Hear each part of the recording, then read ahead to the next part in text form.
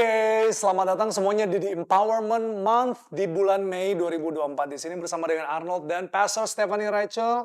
Apa kabar? Good. Good, biasa ya. Pastor, finally kita udah ada di bulan Mei, Empowerment Month, di mana kita cepet banget ya, rasa ya. Di mana nanti kita akan bareng-bareng 21 hari, kita akan berdoa dan berpuasa sama-sama.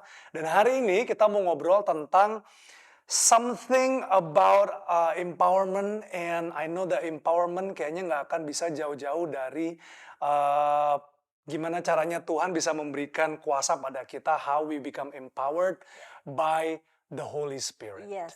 Jadi hari ini kita mau bahas sedikit tentang Holy Spirit, Roh Kudus itu seperti apa, dan pertanyaanku sebenarnya yang paling pertama adalah, who is the Holy Spirit? Siapa sih Roh Kudus itu sebenarnya, Pastor?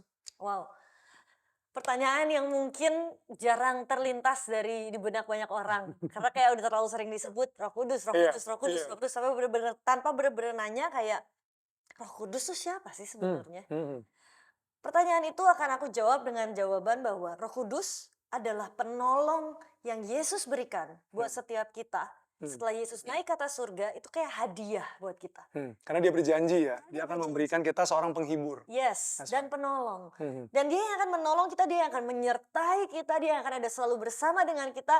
Menurutku dia adalah paket komplit, all we need yang kita butuhkan untuk menjalani hidup.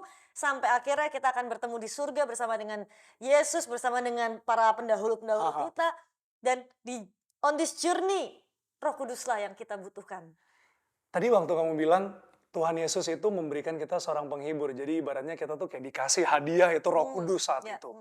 Apakah artinya Roh Kudus itu cuma ada di saat sekarang ini atau sudah ada di zaman sebelum kita hidup? Waktu zamannya Tuhan Yesus, waktu zamannya Daud, Yes. zaman perjanjian lama lah. Oke, jadi Roh Kudus itu sebenarnya sudah ada dari zaman Perjanjian Lama. Tapi yang membedakan adalah Roh Kudus hanya diberikan ke orang-orang tertentu. Waktu itu diberikan ke Daud, diberikan ke Musa, diberikan ke pahlawan-pahlawan dan tokoh-tokoh firman Tuhan di zaman itu. Tapi yang ajaib, Roh Kudus diberikan buat setiap kita, semua orang tanpa kecuali di zaman kita ini. Di zaman kita ini benar nggak ada pengecualian, sedangkan kalau dibandingkan yang zaman dulu hanya orang-orang tertentu saja. Yes. Bayangin kalau kita hidup di zaman dulu, Aha. dan kita ternyata bukan orang yang terpilih sebagai Daud, sebagai Iya. Musa, mati kutu kita. Saya cuma Nggak jadi ada kuasa ya. gak ada kuasa, dan kita benar-benar kayak cuma bisa iri ngelihat Daud punya hubungan dengan Tuhan. Kita cuma bisa iri ngelihat Musa punya hubungan dengan Tuhan, dan sedangkan kita kayak gak punya privilege itu. So is the same Holy Spirit yang diberikan saat itu sama yang diberikan sama kita. Yes. Yang artinya the same power, the same kuasa yang mereka punya dulu kita juga punya, berarti. Punya, dan kita bisa akses itu, kita bisa terima itu, kita bisa dapatkan itu, Wow. kita bisa minta itu ke Tuhan. Betapa ajaibnya. Bayangin satu Daud hari itu bisa ngerubahin satu bangsa Israel. Yes. Di zaman kita ada 10 Daud di Pulau Bali. Hmm. Betapa ajaibnya Pulau Revival, Bali. man. Iya. Bayangin satu Musa hari itu membawa bangsa Israel keluar dari perbudakan. Aha. Kalau sekarang di zaman kita bisa ada 20 Musa di Pulau Bali. Wah. Imagine what happened gitu. Yes. Sesuatu yang sangat ajaib bakal terjadi. Aha. Betapa sekarang ini kita hidup di zaman, menurutku mungkin adalah zaman terbaik ya di sepanjang masa. Dan sayangnya adalah banyak orang yang nggak mengakses dan nggak menikmati hadiah anugerah yang Tuhan sebenarnya berikan sangat luar biasa buat kita. Jadi Roh Kudus itu adalah penghibur kita, penolong kita, Iya. yang memberikan kita kuasa. Apalagi Pastor, peran Roh Kudus dalam hidup kita. Kenapa sih Tuhan, alasan Tuhan meninggalkan Roh Kudus buat kita? Nah, ini kita mau belajar sama-sama. Apa peran Roh Kudus dalam hidup kita? Aku ada 8 poin nih yang kita mau bahas sama-sama. Yang pertama nih, poin pertama, peran Roh Kudus adalah memberikan kesaksian mengenai Bapa dan Yesus. Itu ada di ayat Yohanes 15 ayat 26. Jikalau penghibur yang akan kuutus dari Bapa datang, yaitu Roh kebenaran yang keluar dari Bapa, ia akan bersaksi tentang aku. Jadi gini, kalau misalnya tanpa Roh Kudus, kita nggak bisa kenal Bapa. Benar. Tanpa Roh Kudus, kita nggak bisa kenal Yesus. That's right. Dialah pribadi yang menjembatani, yang menerjemahkan isi hati Tuhan buat kita. Dialah pribadi yang bersaksi tentang Bapa, tentang Yesus buat kita.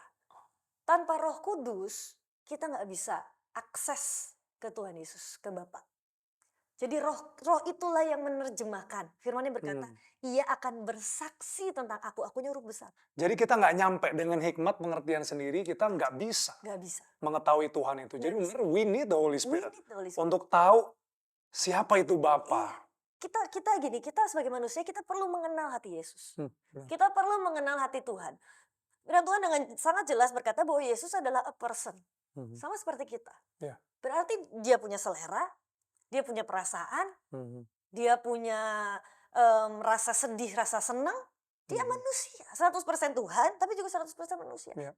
Dan kalau kita bisa mengenal hati Yesus, kita bisa mengenal hati Bapa, maka kita bisa menyenangkan hati Yesus dan hati Bapa.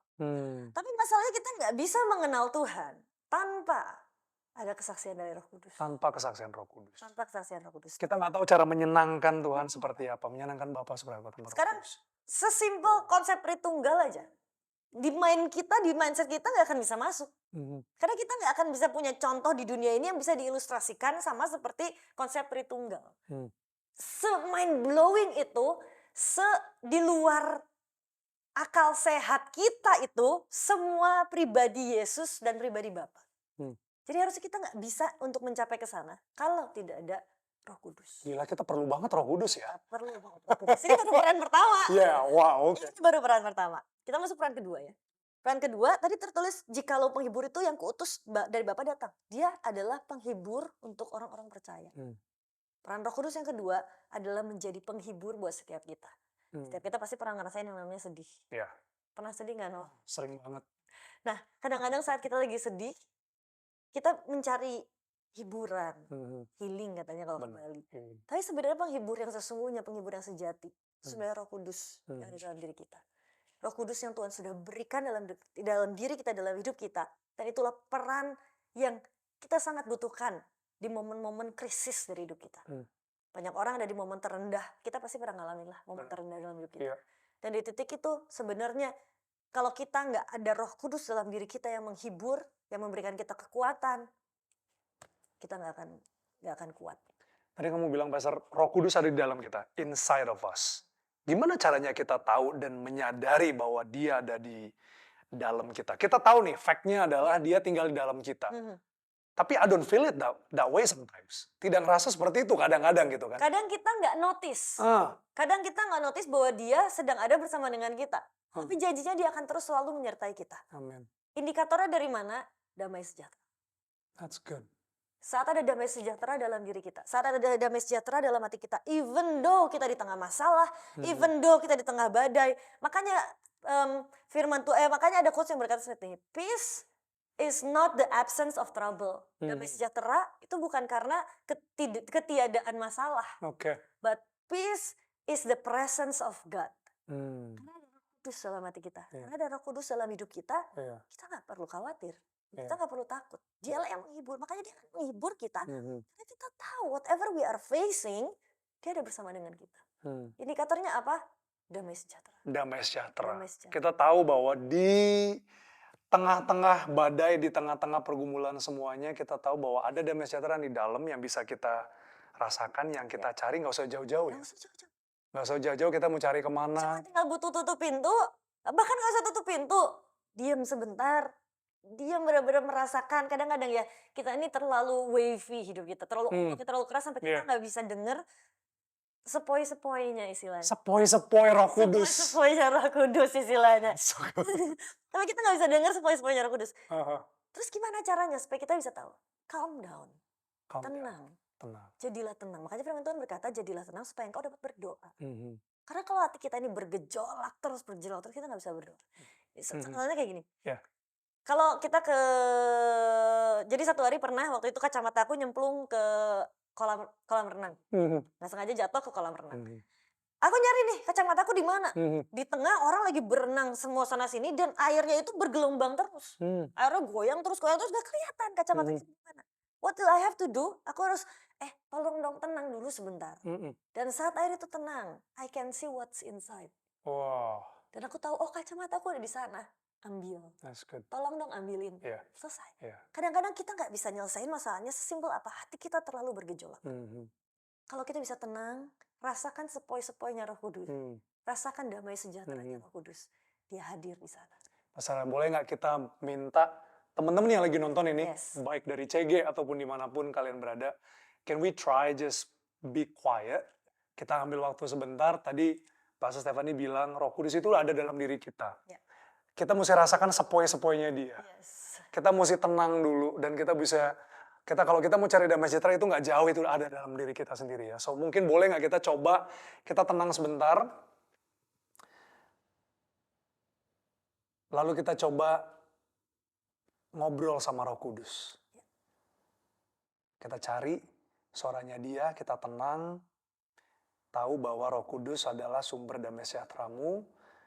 Dan saya mau teman-teman semua ambil waktu sejenak, nggak usah buru-buru, sama teman-teman CG, ambil waktu untuk benar-benar cari suara Tuhan, menjadi tenang dan dapatkan damai sejahtera itu. Bapa, kami bersyukur buat penyertaan-Mu, Roh Kudus dalam hidup kami. Kau yang menghibur kami, Kau yang jadi penolong kami. Bahkan Kaulah yang memberikan kesaksian tentang Bapa dan tentang Yesus. Roh Kudus, hari ini kami mau rasakan Engkau lagi ada dalam hidup kami. Kami mau notice lagi kehadiran-Mu dalam hidup kami, Tuhan. Mungkin yang selama ini terabaikan, selama ini kami terlalu sibuk dengan urusan kami. Biar hari ini Tuhan, kami sungguh merasakan kehadiran-Mu, damai sejahtera-Mu ada dalam hidup kami. Terima kasih Tuhan buat semuanya. Beracaralah dalam hidup anak-anak-Mu. Dalam nama Tuhan Yesus. Amin. Saudara, kita akan lanjut poin berikutnya di video berikutnya. So please stay tune untuk video berikutnya. God bless you.